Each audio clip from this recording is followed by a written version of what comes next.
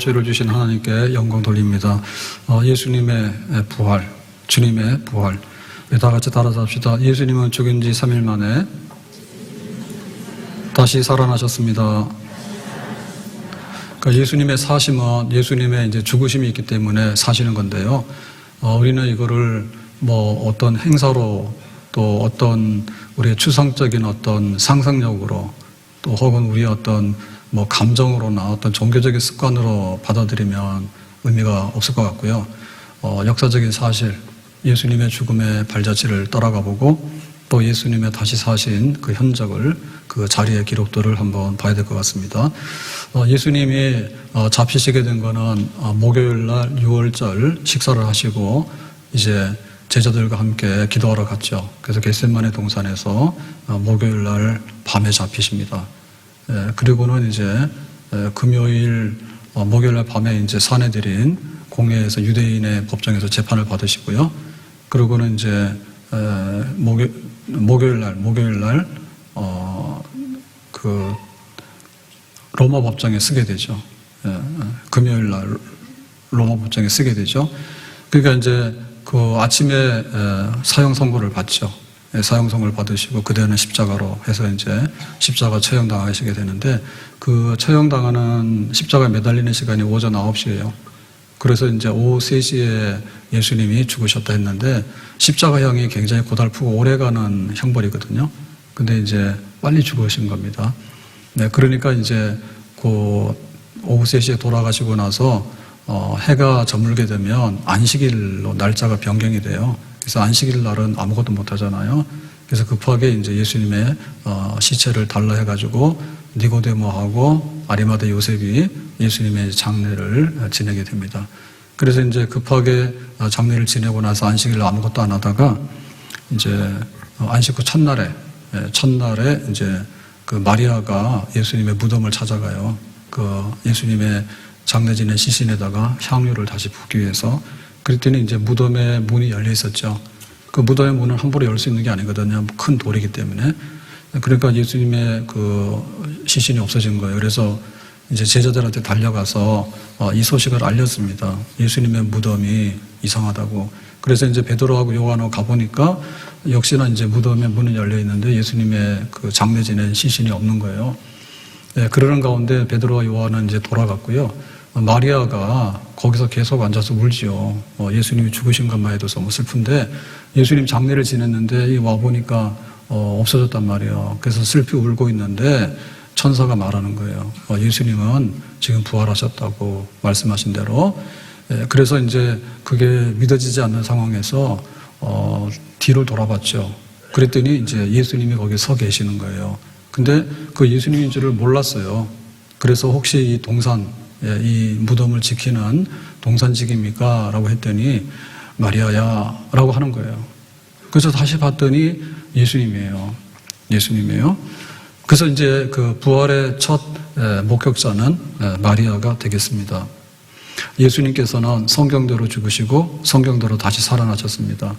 고린도전서 15장 3절에 내가 받은 것을 먼저 너희에게 전하였노니 이는 성경대로 그리스도께서 우리 죄를 위하여 죽으시고. 그래서 우리의 죄를 해서 대신에 죽으셨는데 그거는 성경대로.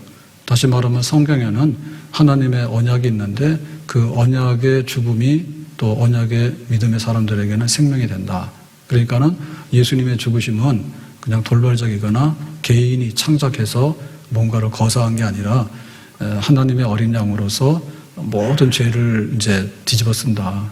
그런 성경의 말씀이 예수님에게 이루어져서 예수님 죽으신 거죠. 4절에 보니까 장사 지낸 바 되었다가 성경대로 사흘 만에 다시 살아나사. 그래서 여기다 보면 성경대로 살아나시는 거예요. 그러니까 예수님의 다시 사심은 이미 그 예언되어 있는 겁니다. 왜냐하면 예수님 자신은 죄가 없거든요. 다만 우리의 죄값을 뒤집어 쓴 거예요. 그러니까 예수님의 죽음으로 인해서 우리의 죄값은 지불되고 예수님은 의로우신 분이기 때문에 하나님이 다시 살리셔서 다시 살아나셨다. 성경대로. 그러니까 이제 언약의 죽음이고 언약대로 다시 사신 것이 되겠죠. 그래서 예수님께서 죽으셨다? 사실이다. 예수님께서 다시 사셨다? 사실이다.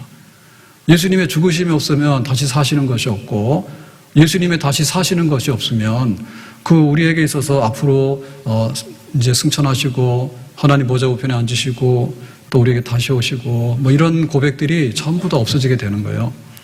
우리가 날마다 신앙 고백을 하게 되는데 신앙 고백에 예수님에 대해서 이는 성령으로 잉태하사 동정녀 마리아에게 나시고 그래서 마리아에게 몸에서 탄생했다는 거, 하나님이 인간의 몸을 이 땅에 오셨다는 거, 본디오 빌라도에게 고난을 받으사 십자가에 못 박혀 죽으시고 그래서 십자가에 고난 받으시고 죽으셨다는 거, 장사한 지 사흘 만에 죽은 자 가운데서 다시 살아나시며 그래서 죽으면은 죽음에 대한 마지막 예의는 장례거든요.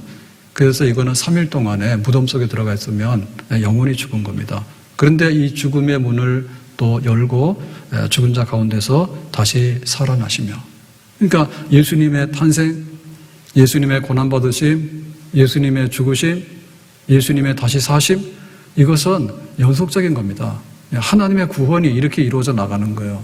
예수님의 죽으심이 없으면 예수님의 장례되심이 없으면 예수님의 다시 사심이 없으면 예수님의 승천이 없으면 예수님께서 다시 오심이 없으면 이것은 계속돼서 하나님의 한 구원 역사를 이루어나가는데 반전시키는 것이 죽음에서 다시 사시는 겁니다.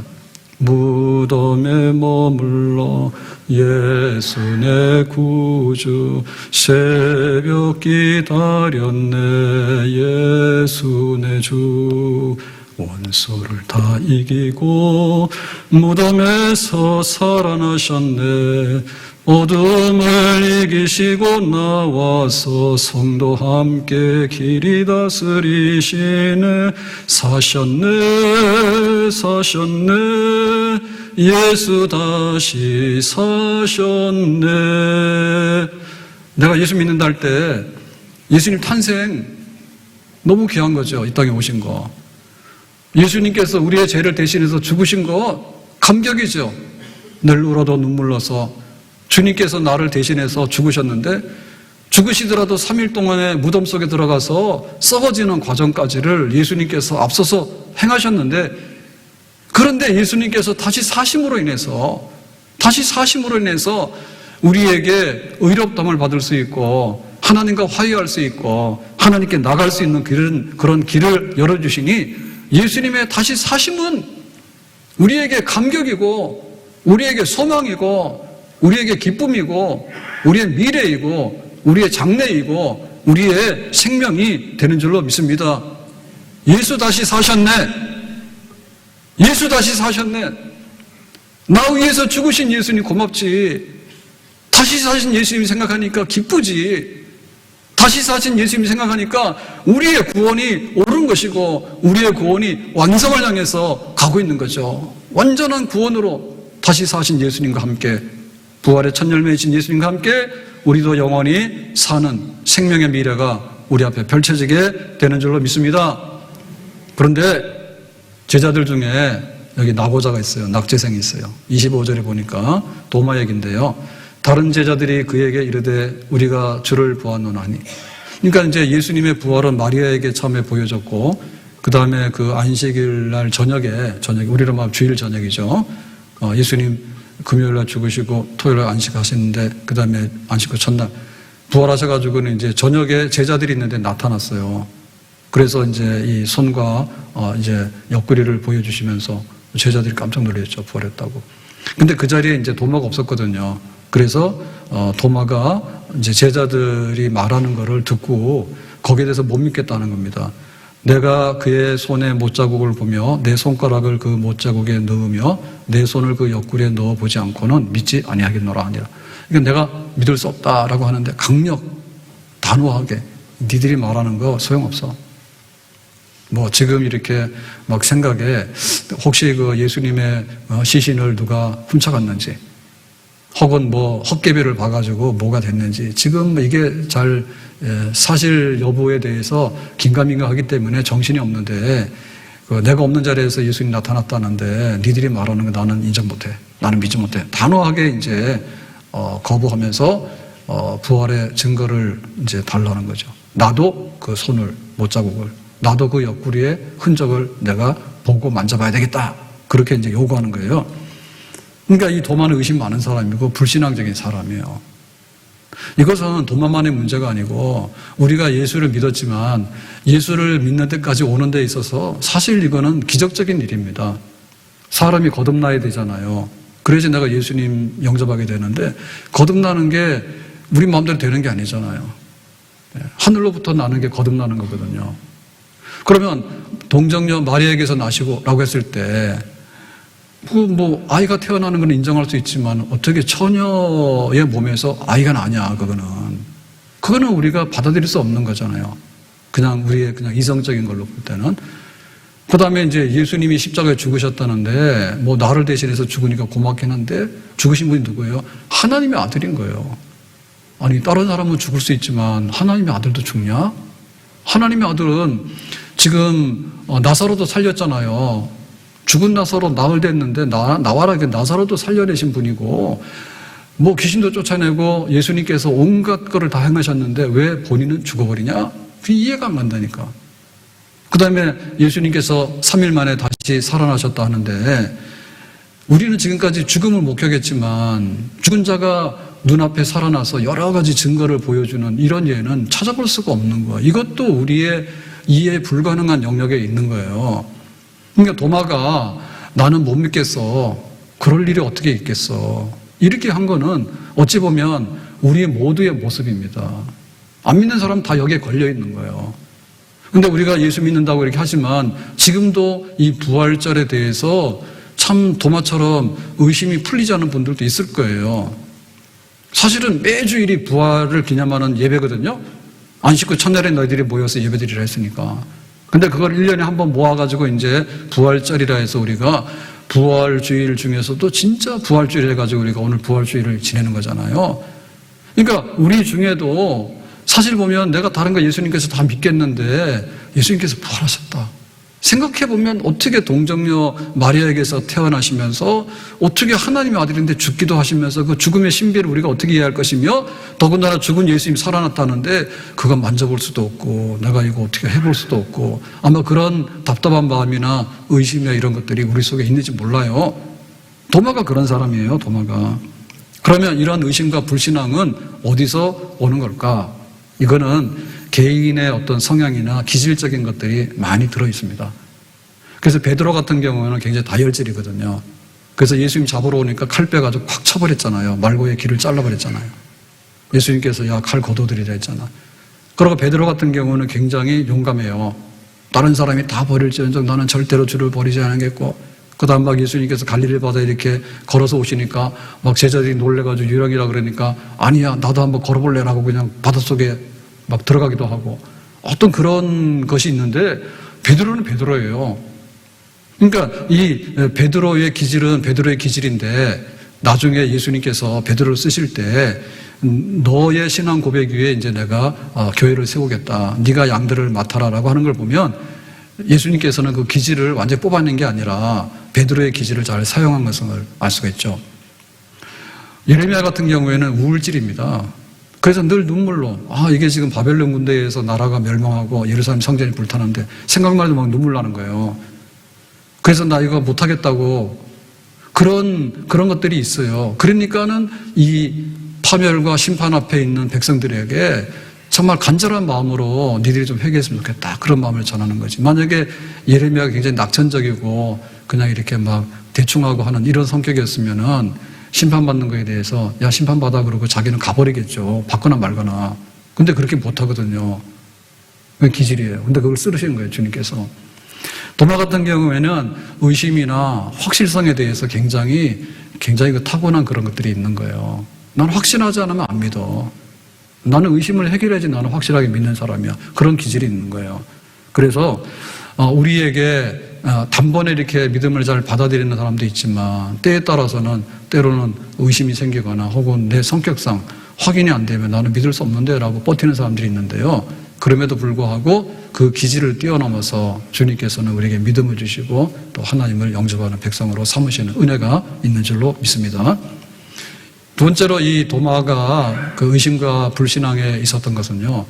제자들 무리에서 떨어져가 있었어요. 그러니까는 제자들이 처음에 있을 때 다 있었는데 도마 없었어요. 왜 없었을까? 여러 가지 이유가 있습니다. 아무튼 간에 우리의 그 믿음이라고 하는 것도 이렇게 두세 사람이 모이는 곳에 있으면은 믿음이 점점점 이렇게 강해지고 이게 유지되고 서로 간에 나무도 혼자 살면 힘들죠. 나무도 혼자 살면 힘듭니다. 그래서 나무가 숲을 이뤄서 살게 되면요, 바람도 같이 막아내고 성장도 같이 하면서 이렇게 살아가게 되는 거예요.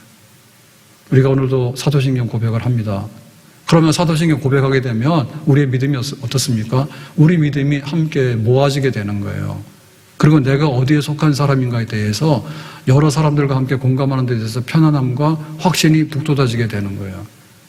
불신자들 구덩이 속에 들어가 살다 보면 항상 우리가 약해지게 되고, 그러나 믿음으로 사는 사람들과 함께 믿음의 고백을 하면서 다시 사신 예수님, 우리의 그 부활의 신앙, 이런 것들을 고백하는 이런 무리들 가운데서 서로를 격려하고 위로하게 되면 우리의 믿음이 더 많이 오래도록 지속되고 생겨나게 되는 줄로 믿습니다.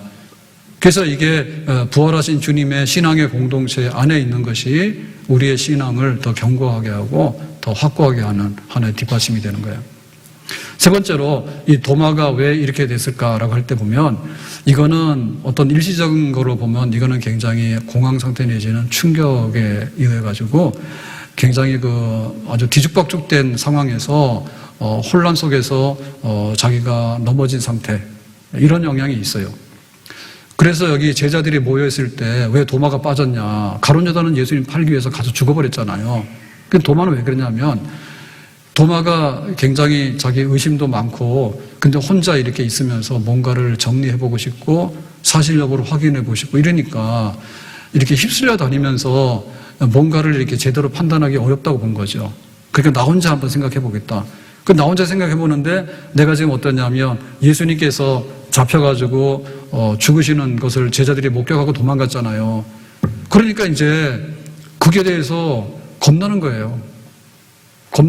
또 한편에 있어서는 뭐냐면, 그 십자가에 처참한 것들이 다른 사람들은 지워졌는지 모르지만 도마에게는 더 깊이 영향을 주고 있을 수도 있어요. 예수님께서 그토록 죄가 없으신 분이 그렇게까지 저렇게 죽으셔야 되는가에 대해서 아직 그 십자가 의미를 잘 몰랐기 때문에, 더군다나 이제 자기가 3년 이상 예수님과 함께 했는데 제자들은 거듭나기 전에는 전부 다 그런 생각이 있거든요. 누가 자전성하느냐, 누가 우정성하느냐, 예수님 때문에 우리가 어떤 자리에 올라가서 뭐 세상적으로 출세 좀 해보는가, 이런 생각이 막 있었는데 그게 와르르 무너진 거죠. 와르르 무너졌는데 도마의 기질상, 도마의 그 성품상 휩쓸려가지고 대충대충 따라다니면서 하는 그런 성격이 아니기 때문에 거기에 대해서 더 일어나지 못했기 때문에 결과적으로 나는 절대로 내가 확인하기 전에는 예수님을 못 믿겠다, 이런 불신앙적인 모습, 그런 것들 가졌겠다 봅니다. 우리도 보면은 기도를 하게 되는데, 기도는 대부분 응답받아서 그래 해서 이렇게 우리가 원하는 대로 주셔야지 우리가 기도 응답이라 해요. 근데 만약에 간절히 기다리고 또 기다렸는데 대학교 떨어졌다, 혹은 승진해야 되는데 내가 승진을 못했다든지, 혹은 굉장히 중대한 일이 있는데 그게 어그러졌다든지, 그러면 기분이 좋겠습니까? 잘 수습 안 돼요. 당분간 기도를 안 하든지 아예 보따리 싸서 교회 나가버리든지 그런 일이 생기죠, 충분히. 그건 낙심되고 실망되는데 거기서 이제 의심이나 불신앙적인 것이 막 우리 속에 들어와서 자리 잡아버리는 거예요. 근데 믿음의 사람들 그게 아니잖아요. 그리 아니하실지라도. 바울 같은 경우에는 사탄의 가시가 있어가지고 몸이 너무 아파. 근데 기도를 열심히 했잖아요, 3번이나. 근데 마지막에 뭐라 했습니까? 내 은혜가 너에게 족하다고. 그러니까 이제 바울은 눈치를 채고 받아들이죠. 거절도 아니어도 응답이다. 그러면 이겨나가는 거죠. 그래서 우리가 예수님의 부활하심 이렇게 할 때 우리의 막 쌓였던 생활에 대한 지치는 것들, 낙심되는 것들, 그 다음에 내가 사람들한테 충격받은 것들, 세상에 대해서 어떤 겪었던 이런 것들이 뒤죽박죽 돼가지고 예수님에 대해서 그 부활하심이 우리 속에서 이렇게 희미해져 사라져버리고, 그게 약해져버리고, 내가 고립돼가지고 혼자 있다 보니까 공동체를 떠나고 모든 사람들이 믿는 데서 나 혼자 이렇게 빠져있고, 그리고 내 성품상, 내 기질상 뭔가 확신되지 않는 부분에 대해서 나는 잘 해결을 못하고, 이런 것들이 쌓이게 되면 도마만 아니라 우리도 이런 자리에 빠져들게 되는 거예요. 문제는 이거 오래 하면 안 되죠.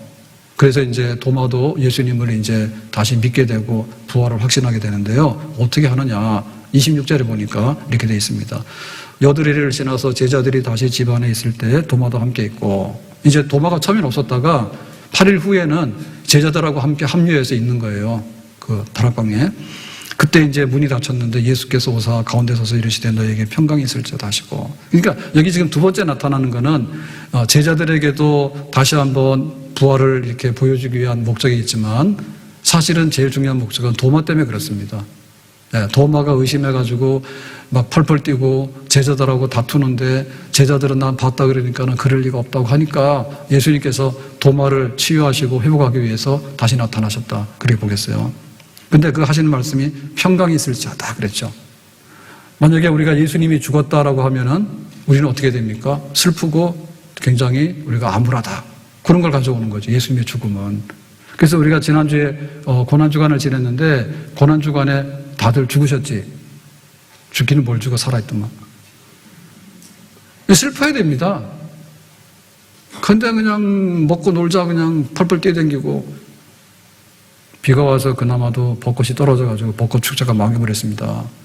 잘못하면 고난주간이 벚꽃 축제가 될 뻔했습니다. 그러니까 예수님의 죽으신 그러면 우리가 이게 슬픈 일이고 뭔가 참 어긋나는 일이구나 이런 걸 가져야 되는 거고요.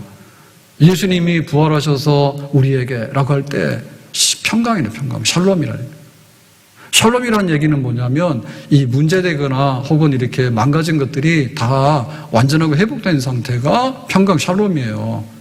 아픈 사람이 샬롬 그러면 안 아픈 거고 배고픈 사람이 샬롬 그러면 먹는 거고 죽어가는 사람이 샬롬 그러면 살아나는 거예요. 이 샬롬 주님께서는 그렇게 오셨거든요. 다시 사신 주님께서 생명 가져오시니까 평강. 그랬을 때 뭐라고 했냐면 27절에 도마에게 이르시되 네 손가락을 이리 내밀어 내 손을 보고 네 손을 내밀어 내 옆구리 넣어보라. 그리하여 믿음 없는 자가 되지 말고 믿는 자가 되라 라고 했는데 이거는 완전히 도마를 혼내키는 게 아니고 참 도마의 믿음 없음을 불쌍히 여기시고 네가 믿는 사람이 되도록 다시 한번 이렇게 신앙이 있도록 확신시켜주기 위해서 탄리를 말이에요. 그런데 손과 옆구리를 보라고. 그러니까 예수님께서 이 부활을 도마에게 증거하신 거죠. 그래서 우리가 이렇게 믿음을 갖는다라고 하는 얘기는 우리가 뭔가를 획득한 게 아니다. 내가 막 돌을 닦아가지고 처녀 탄생에 대해서 알거나 혹은 예수님의 십자가의 죽으심과 부활을 내가 뭔가를 관찰해서 터득해가지고 나에게 특별한 종교성이 있고 이래서 한 게 아니라 그야말로 죽은 사람은 살아나는 방법은 거듭나는 것밖에 없습니다. 그러니까 이거는 하나님께서 오셔서 우리에게 그 비밀을 알려주셔서 믿음을 보여주신 그거를 우리가 받았기 때문에 우리가 믿게 된 거예요. 의심만 한 도마, 의심만 한 도마를 고쳐가지고 확신 주는 거는 일도 아니죠. 베드로 같은 경우에 예수님 부인하고 도망가 버렸잖아요. 갈릴리 바다로 고기 잡으러 갔잖아요. 예수님께서 다시 찾아가죠. 베드로 고기 많이 잡았냐? 네가 나 사랑하느냐? 가서 막 혼내키고 때리지 않았습니다. 그냥 부활하신 예수님께서 보여주셨어요. 네가 나 사랑하냐 그러니까 베드로가 찔려가지고 진짜 예수님 사랑하게 됐죠. 바울 어땠습니까? 바울도 그냥 예수님 미워서 날뛰는 사람이에요. 그러니까 스데반 죽이고 예루살렘에 있는 사람들 잡아다가 감옥에 가두고 그것도 모자라니까 다메섹까지 가서 이제 믿는 사람 잡으러 막 가잖아요. 썽이 나가지고. 그럴 때 다메섹도상에서 예수님께서 나타나셨거든요. 사울아 사울아 네가 왜 나를 핍박하느냐고.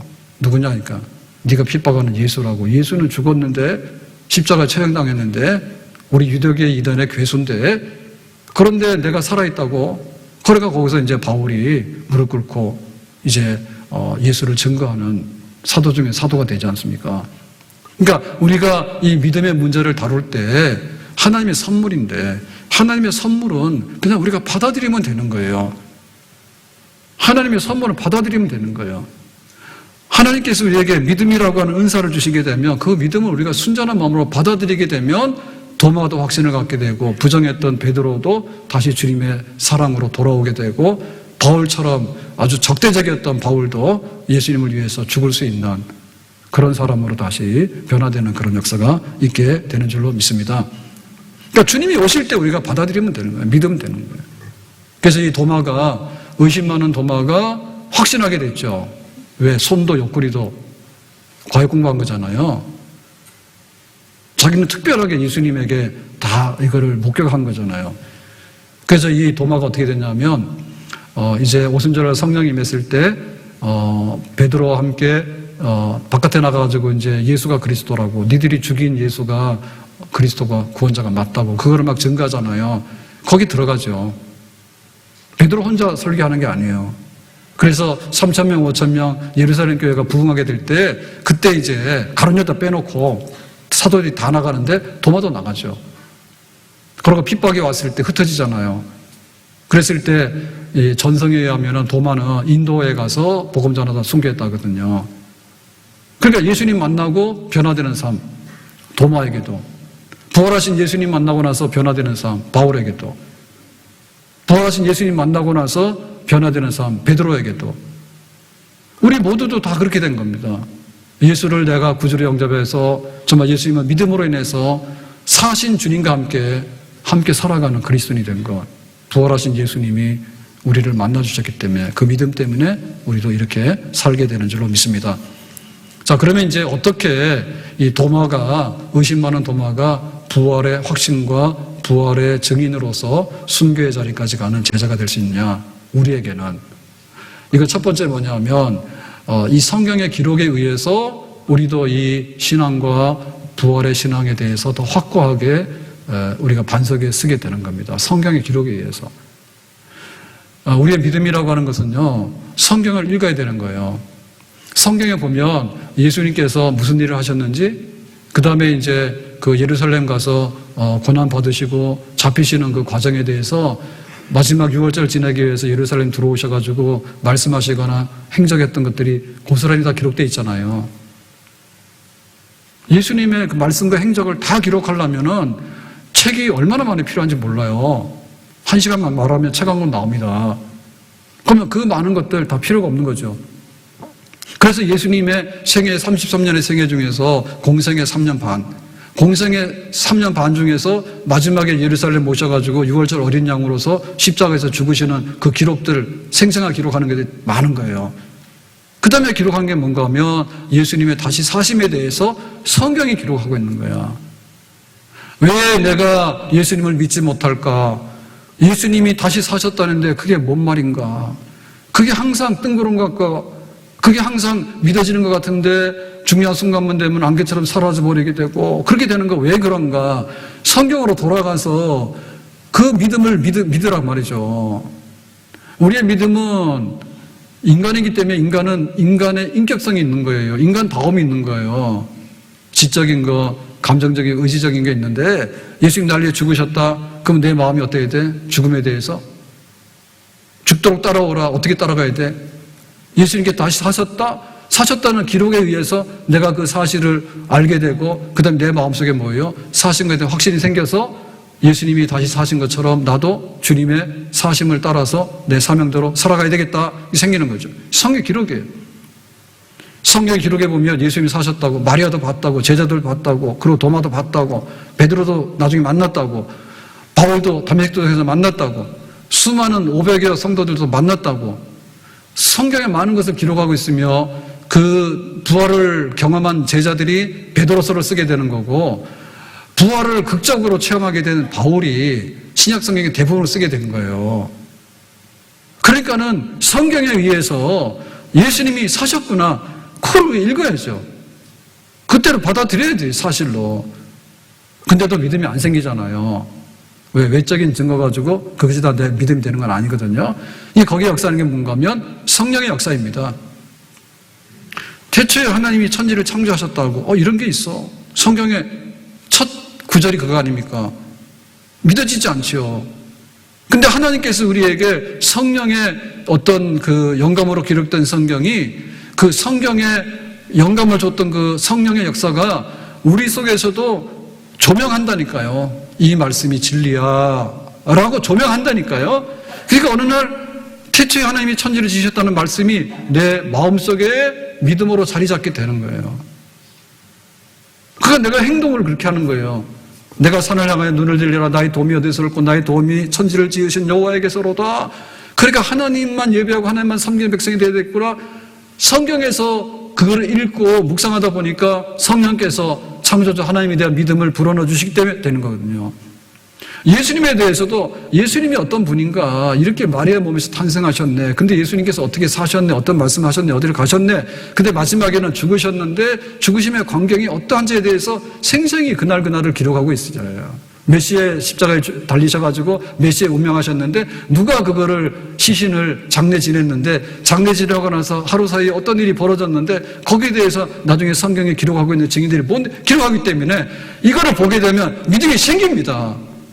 성령께서 택한 백성들에게 성령의 은혜를 주시게 되면 예수님이 죽으심이 나의 아픔이 되는 거고 나의 죽음이 되는 거고 예수님의 다시 사심이 나의 영원한 생명의 새로운 생명의 확신이 되는 예수의 부활인 나의 부활로 연합되어지는 부활을 믿게 되는 참신앙이 성령 안에서 우리에게 주어지게 되는 줄로 믿습니다. 그러니까 의심을 떨쳐버리려고 가서 딴 거 하면 안 돼요. 성경을 보세요. 그리고 나에게 이 믿음이 있도록 기도하세요. 그러면 부활하신 주님께서 우리 마음속에 오셔서 도마에게 야 손을 봐라 라고 하신 것처럼 우리에게 믿음으로 확실하게 증거해 주시는 줄로 믿습니다. 두 번째로 우리가 이 부활에 대해서 확신 갖게 되는 제자가 되려면 뭐가 되냐면 하나님의 그 직접적인 어떤 경험의 역사들이 있어요. 내가 경험할 수도 있고 경험한 사람들의 기록을 보면서 주님은 다시 사셨구나.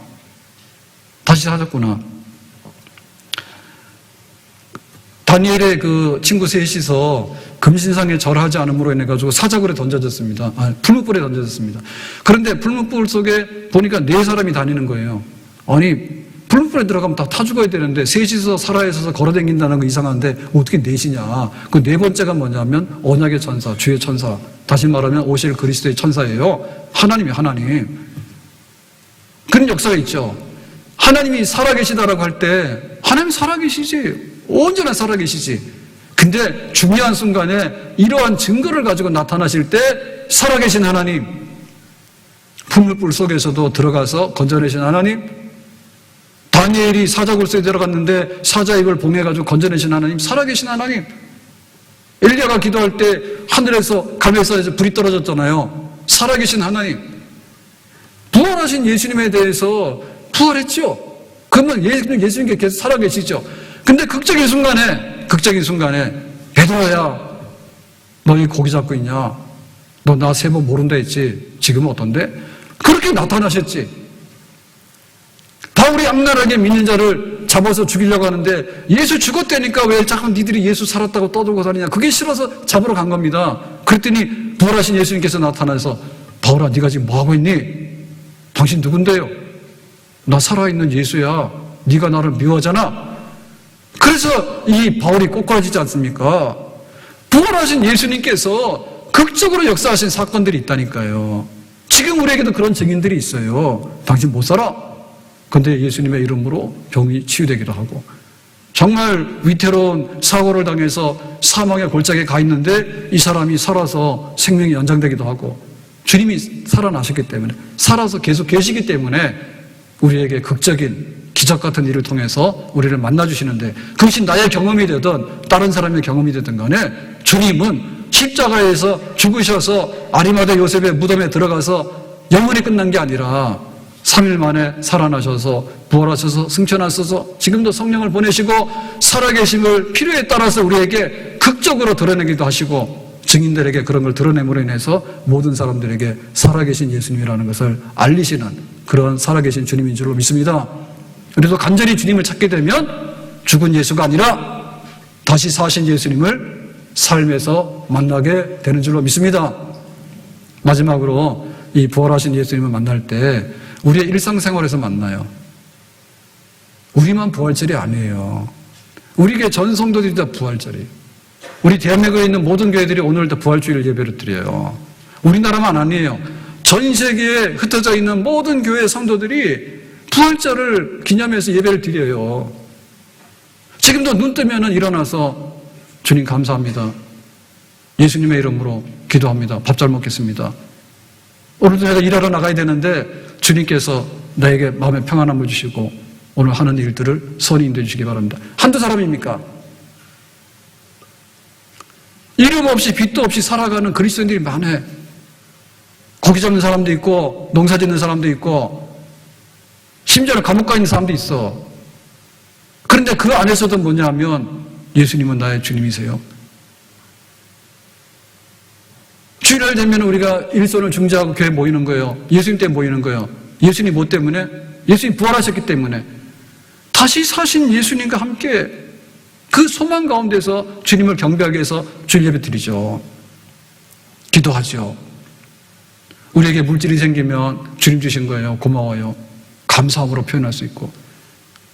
세상에 돈이 얼마나 무서운데요.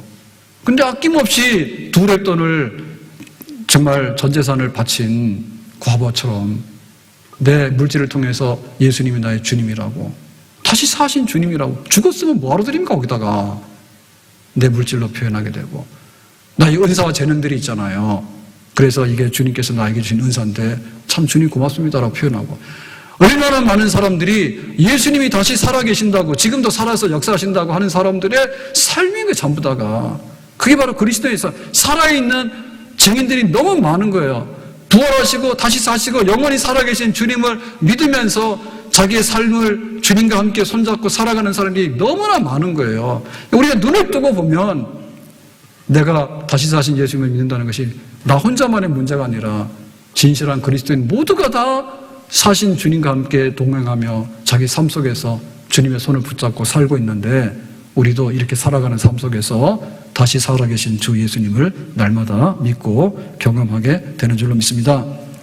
오늘 부활절을 맞이해서 결심합시다.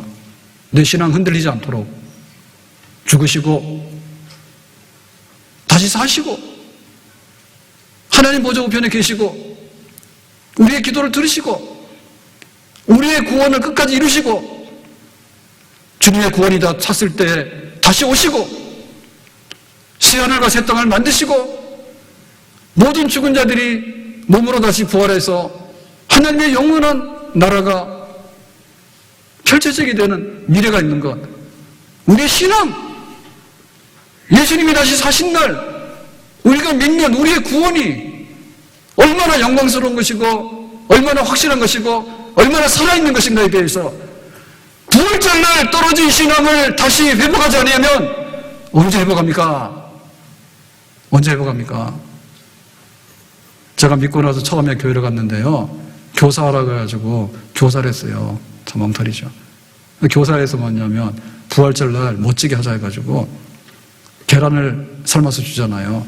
교사회를 엄청나게 오래 해가지고, 야, 왜 이렇게 죽은 계란을 주냐 삶아서, 산병아리 주라 해가지고 제가 대학 다닐 때 저보고 이 선생 가서 부활절 날 병아리 사와 그랬다.